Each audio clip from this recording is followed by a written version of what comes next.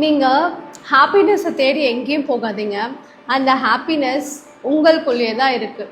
அதுதான் உங்களுடைய subconscious mind, உங்களுடைய ஆள் மனசு.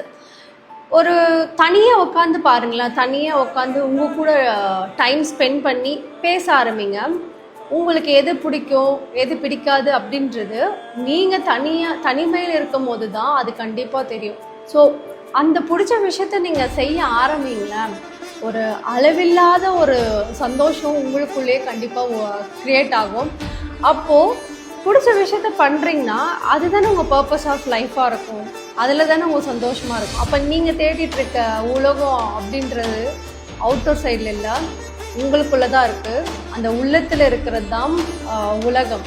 ஸோ உங்கள் கூட நீங்கள் தனிமையாக எவ்வளோ இருக்கீங்களோ நிஜமாலே அந்த சைலன்ஸ் அப்படின்றதுல தான் எல்லாத்துக்கான ஆன்சருமே இருக்குது.